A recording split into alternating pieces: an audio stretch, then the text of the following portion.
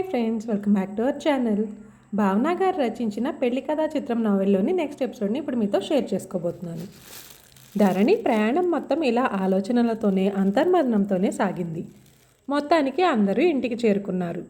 లోపలికి అడుగు పెడుతున్న ధరణిని హాయ్ వదినమ్మ అంటూ కళ్యాణ్ పలకరించాడు. మొన్నటి వరకు కళ్యాణ్ తనని ధరణి అని పిలిచేవాడు. కళ్యాణ్ ధరణి కంటే సంవత్సరమే పెద్ద. మొన్న కళ్యాణ్ ధరణిని పిలిచినప్పుడు విన్న రామారావు అన్న భార్యని పేరు పెట్టి పిలవకూడదు, నీకంటే చిన్నదైనా సరే అని చెప్పాడు. నిజానికి గగన్ కంటే కళ్యాణ్తోనే ధరణికి చనువు ఎక్కువ. సెలవులకు అమ్మమ్మ ఇంటికి వచ్చినప్పుడు పవన్, కళ్యాణ్, ధరణి కలిపి ఆడుకునేవారు. ఇప్పుడు వదినమ్మ అనే కొత్త వరుస ఏదో తెలియని పెద్దరికాన్ని తెచ్చిపెట్టింది. తనకి ఆ పిలుపు చాలా నచ్చింది. ఇంట్లో అందరూ ధరణిని ప్రేమగా చూసుకుంటున్నారు. అప్పుడప్పుడు ధరణి, కళ్యాణ్లు సరదాగా కొట్టుకుంటూ అల్లరి కూడా చేస్తున్నారు. పవన్తో ఉన్నట్లే కళ్యాణ్తో కూడా ఉంటుంది ధరణి. తను పుట్టు పెరిగిన పద్ధతులకు ఇక్కడి పల్లెటూరు పద్ధతులకు చాలా తేడాలు కనిపిస్తున్నాయి ధరణికి. నెమ్మదిగా ఒక్కొక్కటి సర్దుబాటు చేసుకుంటూ ఇక్కడి పద్ధతులకు తగినట్లుగా తనని తాను మార్చుకుంటుంది ధరణి. కొద్ది రోజుల్లోనే ధరణి అందరి మనసులో స్థానం సంపాదించుకుంది. ఎంతో మంచి అమ్మాయి అనే పేరును తెచ్చుకుంది.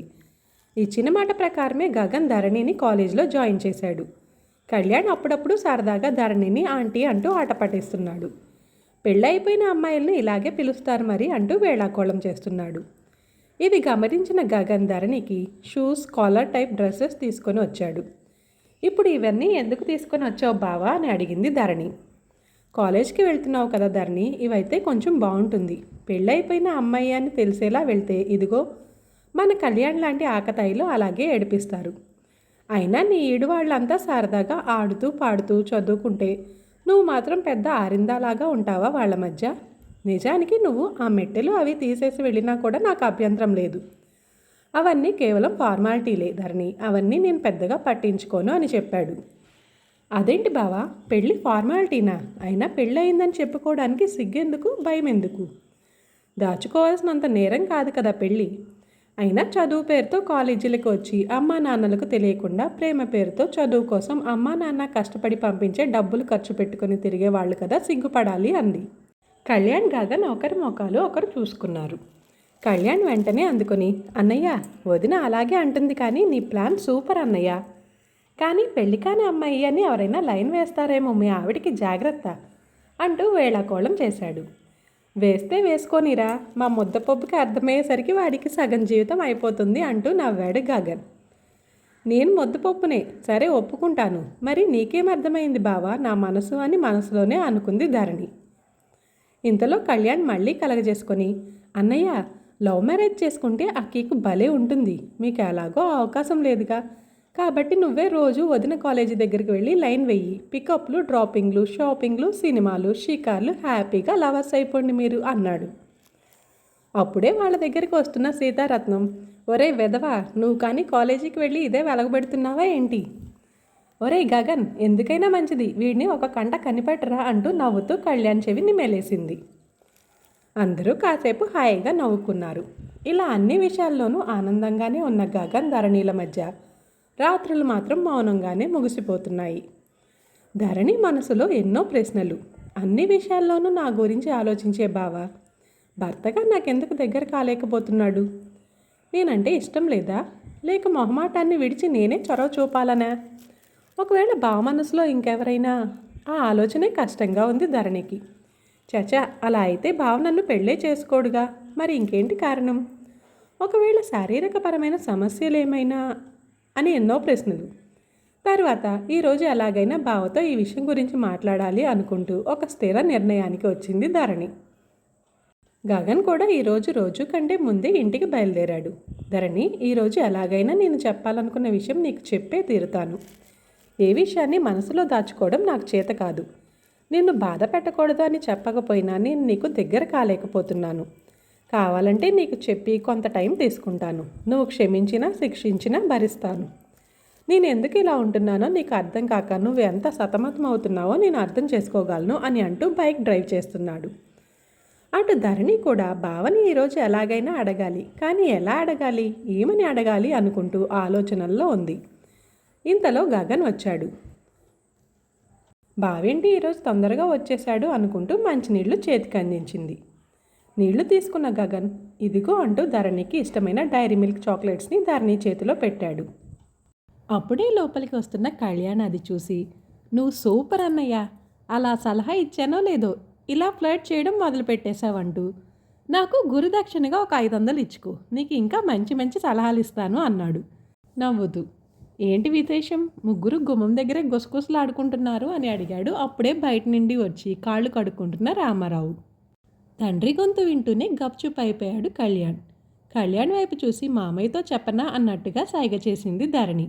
వద్దు ప్లీజ్ అన్నట్టుగా మొహం పెట్టి, రేపు నాకు పరీక్ష ఉంది, నేను చదువుకోవాలి బాబోయ్ అనుకుంటూ తన రూంలోకి వెళ్ళిపోయాడు కళ్యాణ్. ఏం లేదు మావయ్య, ఇద్దరూ ఇప్పుడే వచ్చారు అంటూ మంచినీళ్ళు టవల్ మావయ్యకి అందించింది ధరణి. ఏంట్రా గగన్, ఈరోజు తొందరగా వచ్చినట్టున్నావు అంటూ టవల్ అందుకున్నాడు రామారావు. మీరు మాట్లాడుతూ ఉండండి, నేను టీ తెస్తాను అంది ధరణి. నాకు టీ వద్దు, నేను నీతో కొంచెం మాట్లాడాలి, తొందరగా నాన్నకి టీ ఇచ్చేసిరా అన్నాడు. మళ్ళీ తన తండ్రి వైపు చూసి, అదే ధరణి కాలేజీకి సంబంధించిన ఒక ముఖ్యమైన విషయం మాట్లాడాలి నాన్న అని తన రూంలోకి వెళ్ళిపోయాడు. టీ అత్తయ్య పెడుతుంది, ఏదో ముఖ్యమైన విషయం అంటున్నాడుగా, నువ్వు వెళ్ళమ్మా ధరణి అన్నాడు రామారావు. గది లోపలికి వస్తున్న ధరణిని చూసి, రా ధరణి వచ్చి కూర్చో, నీతో ఒక విషయం మాట్లాడాలి అన్నాడు గగన్. ఏంటి బావా చెప్పు అంది ధరణి కూర్చుంటూ. ఇంతలో గగన్ ఫోన్ రింగ్ అయింది. అసలు ఎవరు చేశారు అనేది కూడా చూడకుండా గగన్ ఫోన్ కట్ చేశాడు. ధరణి, నేను నీకు ముందే ఈ విషయం చెప్పుండాల్సింది అని చెప్తున్నాడు. మళ్ళీ ఫోన్ రింగ్ అయింది. వెంటనే గగన్ ఫోన్ స్విచ్ ఆఫ్ చేశాడు. ధరణి వెంటనే, అదేంటి బావా అన్నిసార్లు ఫోన్ చేస్తున్నారు, అంటే ఏదైనా ఎమర్జెన్సీ ఏమో అంది. నేను నీతో ఇప్పుడు మాట్లాడడం అన్నింటికన్నా ముఖ్యం ధరణి అన్నాడు గగన్. ధరణి, నా జీవితంలో ఒక చేదు జ్ఞాపకం ఉంది. నా గతంలో నాకు ఒక దుస్వప్నం ఉంది. అది కళ్ళగా మారిపోయిన కళ అనుకున్నా, కానీ అదే కళ ఇప్పుడు నన్ను కలవరపెడుతోంది. ముగిసిపోయిన స్వప్నం అనుకున్నా, కానీ మళ్ళీ మొదలై వేధిస్తుంది అంటూ చెప్తున్నాడు. బావ మాటలు ఎప్పుడూ ఆర్డర్ వేస్తున్నట్టు గాంభీర్యంగా ఉంటాయి. మొదటిసారిగా అర్థిస్తున్నట్లుగా మాట్లాడుతున్నాడు అనుకుంది ధరణి తన మనసులో. బావా అసలు ఏమైంది అంటూ అడుగుతుండగా, ధరణి నీ ఫోన్ ఇదిగో, ఎవరో నీతో మాట్లాడాలంట, చాలాసేపటి నుండి చేస్తున్నారు, తర్వాత చేయమని చెప్దామని ఫోన్ తీశాను, కానీ నీతో అర్జెంటుగా మాట్లాడాలి అంటున్నారు అంటూ ఫోన్ ధరణి చేతికిచ్చింది సీతారత్నం. అది ధరణికి పరిచయం లేని నంబర్. ఎవరిది ఈ నంబర్ అనుకుంటూనే హలో ఎవరు అని అంది. ఫోన్లో ధరణి గారా అని అడగగానే, అవునండి మీరెవరు? నేను మీకు తెలియదులేండి, కానీ గగన్కి బాగా తెలుసు. ఒకసారి గగన్కి ఫోన్ ఇస్తారా అనగానే, సరే అంటూ వెంటనే గగన్కి ఫోన్ ఇచ్చింది. హలో ఎవరు? ఓ, ఫోన్ స్విచ్ ఆఫ్ చేసి ధరణి పక్కనే ఉన్నావా, ఒకసారి నీ ఫోన్ ఆన్ చేసి చూడు అని చెప్పి ఫోన్ పెట్టేశారు. ఎవరు బావా అంటూ అడిగింది ధరణి. గగన్ అసలు ఏం మాట్లాడకుండా తన ఫోన్ ఆన్ చేశాడు. వాట్సాప్లో ఏవో మెసేజెస్ ఉన్నాయి. చూసుకున్న గగన్ నేను అర్జెంటుగా బయటికి వెళ్ళాలి అంటూ ఎవరికీ మరో మాటకు అవకాశం ఇవ్వకుండా వెళ్ళిపోయాడు. ఒకరోజు గడిచింది, 2 రోజులు గడిచాయి, కానీ గగన్ మాత్రం రాలేదు. Phone switch off. ఆ రోజు ఫోన్ రాగానే హాస్పిటల్కి వెళ్ళిన మనిషి వెంటనే హాస్పిటల్ నుంచి వెళ్ళిపోయాడు. మళ్ళీ తిరిగి హాస్పిటల్కి కూడా వెళ్ళలేదు. మరి ఏమైపోయాడు? తెలిసిన వారిని, స్నేహితులని అందరినీ అడిగారు. ఎక్కడా గగన్ ఆచూకీ దొరకలేదు. గగన్ ఇంటిని వదిలి వెళ్ళిపోయాడు అని అందరికీ అర్థమైంది, కానీ కారణం ఎవ్వరికీ తెలియదు. ఎక్కడికి వెళ్ళిపోయావు, అసలు ఎందుకు వెళ్ళిపోయావు బావా? నేనంటే ఇష్టం లేదా, లేకపోతే పెళ్లి చూపులకి ఎందుకు వస్తావు? మీ అమ్మా నాన్న కోసం వచ్చావా? వాళ్ళ కోసమే వచ్చి ఉంటే నాకు మాటలా ఇస్తావు? మాట వరుసకి మాటిచ్చావా? మాట వరుసకి ఇస్తే నీ మాటల్లో ప్రేమను ఎందుకు పంచుతావు? మరదల్ని అని ప్రేమను పంచావా? మరదలే అనుకుంటే రాత్రంతా నాకు సేవలు ఎలా చేస్తావు? సేవలు డాక్టర్గా చేశావా? డాక్టర్గా అనుకుని ఉంటే మరి నేనెవరు నీకు? అసలేం చెప్పాలనుకున్నావు నాకు? నువ్వు నాకొద్దు, నిన్ను వదిలేస్తున్నాననా? గత జ్ఞాపకాలతో నీ భవిష్యత్తు ప్రశ్నార్థకం చేస్తున్నాననా? నీ ఆలోచనల్లో బాధ్యత కనిపించింది, అది అబద్ధమా? నీ మాటల్లో అభిమానం ఉప్పెంగింది, అది నా ఊహ. నీ చేతల్లో ప్రేమ తొణికిసలాడింది, అది నా అపార్థమా? నీ ఇష్టం చాలాసార్లు నాపై స్పష్టమైంది, అది కేవలం నా భావన. అన్నీ బాహాటంగా మాట్లాడే నువ్వు ఇన్ని ప్రశ్నలు నాకు మిగిల్చి ఎందుకు వెళ్ళిపోయావు? నువ్వు నాకొద్దు అని ఒక్క మాట చెప్పి ఉంటే నీ జీవితంలోనికి వచ్చేదాన్ని కాదుగా. ఇప్పుడు సాధ్యమా నాకు నువ్వు లేకుండా జీవించడం? ఇలా అంతరంగంలో మదించబడుతున్న ఆలోచనలతో తనలో తానే అంతర్మదనం చెందుతుంది ధరణి. ఎవరితోనూ మాట్లాడడానికి కూడా ఇష్టపడటం లేదు. ధరణి అలా ఉండడం ధరణి అత్తమామలు కళ్యాణ్ల మనసుని మరింత కలిచివేస్తుంది. ఒకవైపు గగన్ ఇలాంటి నిర్ణయం ఎందుకు తీసుకున్నాడో అని అర్థం కాక, మరోవైపు ధరణి పరిస్థితిని చూడలేక వారి పరిస్థితి అగమ్య గోచరంగా ఉంది. ఇప్పుడు ఈ విషయం చెల్లికి బావకు ఎలా చెప్పను? ఇది విని వాళ్ళు తట్టుకోగలరా? మిమ్మల్ని నమ్మి నా కూతుర్ని మీ ఇంటికి పంపించాను. ఇప్పుడు నా కూతురు పరిస్థితి ఏంటి అని నా చెల్లి నన్ను ప్రశ్నిస్తే నేను ఏం సమాధానం చెప్పను? నా బావ కళ్ళల్లోకి నేను సూటిగా చూడగలనా? ఏం చేయాలో పాలుపోవడం లేదు సీత అంటూ తన భార్య దగ్గర తన బాధను వెళ్ళబుచ్చుకున్నాడు రామారావు. మీరు చెప్పేది నిజమేనండి, కానీ మనం మాత్రం ఏం చేయగలం? మనం ఇది కావాలని చేసింది కాదుగా. మన ప్రయత్నాలన్నీ మనం చేశాము. ఇక వాళ్ళు ఎలా స్పందించినా ఇప్పుడు ఈ విషయం వారికి చెప్పడం మన ధర్మం. పైగా తన తల్లిదండ్రులను చూస్తే ధరణిలో కొంత మార్పు రావచ్చు అని తన కన్నీటిని తుడుచుకుంటూ సలహా ఇచ్చింది సీతారత్నం. ధరణి అమ్మ నాన్న వచ్చారు. అమ్మను చూసిన ధరణి ఒక్కసారిగా ఏడ్చేసింది. ఎవరూ ఎవరినీ ఓదార్చలేని పరిస్థితిలో ఉన్నారు. అందరి హృదయాలు చెమ్మగిల్లి ఉన్నాయి.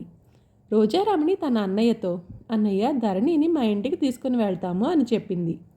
తన చెల్లికి ఏం బదులివ్వాలో తెలియని స్థితిలో రామారావు ఉండిపోయాడు. 2 నిమిషాల మౌనం తర్వాత కళ్యాణ్ కలగజేసుకుని, వదిన కాలేజీకి వెళ్ళాలి కదా అత్త అన్నాడు. ముందు ఇప్పుడు తీసుకుని వెళ్తాం కళ్యాణ్, 2 రోజులు పోయాక అప్పుడు ఆలోచిద్దాం మిగిలిన విషయాల గురించి అన్నాడు వెంకటరమణ. ధరణి తన తల్లిదండ్రులతో పయనమైంది. కానీ ఈసారి తన ప్రయాణం తనకి గమ్యం లేని ప్రయాణంలాగా అనిపించింది. ఇంటికి వెళ్ళిన ధరణిలో మార్పు రాలేదు. చాలా ముభావంగా ఉంటుంది. పిల్లలు తనతో ఆడటానికి వచ్చినప్పుడు ఏదో కొంచెం అలా కలుస్తుంది వాళ్లతో, అంతే. అప్పుడు కూడా తన నవ్వులో నాణ్యత లేదు, తన మాటలో మనసు లేదు, తన కళ్ళల్లో కాంతి లేదు, తన చూపులో చురుకుదనం లేదు, మనిషిలో మునుపటి చలాకీతనం లేదు. అసలు ధరణి మనసులో ఏముందో ఎవరికీ అర్థం కావట్లేదు. ధరణి తల్లి ధరణిని నెమ్మదిగా మాట్లాడించే ప్రయత్నం చేస్తోంది. తన ఒడిలో ధరణిని పడుకోబెట్టుకుని, అసలు ఏమైంది ధరణి, బావకి నీకు మధ్య ఏదైనా సమస్య అని అడిగింది. అలాంటిదేమీ లేదమ్మా అంది ధరణి. ఇంతలో శాంతమ్మ కలిగించుకుని, ధరణి, భార్యాభర్తలు అన్నాక చిన్న చిన్న కీచులాటలు ఉంటాయి, కానీ ఇలా వెళ్ళిపోయేలా ఏం జరిగింది మీ మధ్య చెప్పమ్మా. నువ్వు ఇలా నోరు విప్పకపోతే మాకేం తెలుస్తుంది? విషయం ఏమిటో తెలిస్తేనేగా మేము ఏం నిర్ణయం తీసుకోవడానికైనా అంటూ బతిమలాడుతూ అడిగింది ధరణిని. ఏం చెప్పను నానమ్మ, ఇప్పటి వరకు భార్యాభర్తలుగా మేము కలవలేదని చెప్పనా? నాకు తెలియని గతమేదో తనకి ఉందని చెప్పనా? బావ మనసులో నా స్థానం ఏమిటో అర్థం కాలేదని చెప్పనా? ఎందుకు వెళ్ళిపోయాడో కారణం నాకు తెలిస్తేగా నీకు చెప్పడానికి అంటూ మనసులోనే అనుకుంది. నాకు కాసేపు ఒంటరిగా ఉండాలని ఉంది, దయచేసి కాసేపు నన్ను ఒంటరిగా వదిలేయండి, నా దగ్గరికి ఎవరు రావద్దు అంటూ అక్కడి నుండి వెళ్ళిపోయింది ధరణి. అప్పటికే చదువుకుంటా అన్న పిల్లకి ఒప్పించి పెళ్లి చేశామన్న అపరాధ భావంతో ఉన్న శాంతమ్మ ధరణి మాటలతో ఇంకాస్త కుంగిపోయింది. తన మనవరాలి జీవితం ఎటు వెళ్ళనుందోనని ప్రతిక్షణం లోపల మదన పడుతూనే ఉంది. రోజారమణి కంగారుగా, అత్తయ్య ఇది ఇలా మాట్లాడుతుందేంటి, నాకేదో భయంగా ఉంది, ఎవరిని రావద్దు అంటోంది, ఏ పిచ్చి నిర్ణయమో అంటూ ఇక మాట రాక పూడ్చుకుపోయిన గొంతుతో ఉండిపోయింది.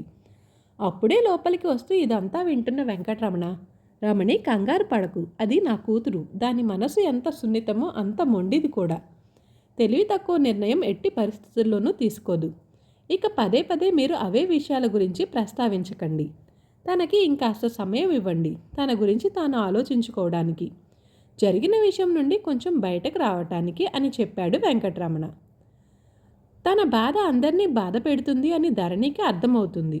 తను బాగుండాలని వాళ్ళు చేసిన పెళ్ళి ఈరోజు తన బాధకు కారణమైంది అనే అపరాధ భావం తన పెద్దవాళ్లలో తనకు కనిపిస్తుంది.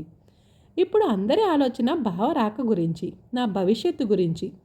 నేను ఇలా బాధపడుతూ మీ అందరినీ బాధ పెట్టడం భావ్యం కాదేమో. నేను ఇప్పుడు ఏ నిర్ణయం తీసుకోవాలి అనుకుంది. ధరణి హాస్పిటల్ బెడ్ పైన ఉలుకు పలుకు లేకుండా పడి ఉంది. శరీరం నిండా కాలిన బొబ్బలు చూడటానికి చాలా జుగుప్సాకరంగా ఉంది. అటుగా వెళ్తున్న వారెవరూ చూసే ధైర్యం కూడా చేయలేకపోతున్నారు. వెంకటరమణ డాక్టర్ గారి కోసం పరుగులు తీస్తున్నాడు. ఆ పరిస్థితిలో మనవరాల్ని చూసిన శాంతమ్మ కుప్పకూలిపోయింది. రోజారమణికి హార్ట్ స్ట్రోక్ వచ్చినంత పనయ్యింది. సీతారత్నం అసలు పోల్చుకోవడానికి కూడా వీలు లేకుండా ఉన్న తన కోడల్ని చూసి సొమ్మసిల్లి పడిపోయింది. రామారావు లేని ధైర్యాన్ని కూడగట్టుకొని తన బావకు ధైర్యం చెప్తున్నాడు. కళ్యాణ్ పవన్లు ఇద్దరూ కన్నీరు మున్నీరై మాట రాక మోగబోయారు. అప్పుడే వచ్చిన డాక్టర్ అసలేమైంది అని అడిగాడు. వెంకట్రావు చెప్పలేక ఒక్కొక్క మాట కూడ పలుకుతూ ధరణి ఆత్మహత్య ప్రయత్నం చేసుకుంది అని చెప్పాడు. వెంటనే ధరణిని పరీక్షించిన డాక్టర్, శరీరం చాలా వరకు కాలిపోయింది, బ్రతకడం చాలా కష్టం, మా ప్రయత్నం మేము చేస్తాము అని చెప్పాడు. అక్కడి దృశ్యం చాలా హృదయ విదారకంగా ఉంది.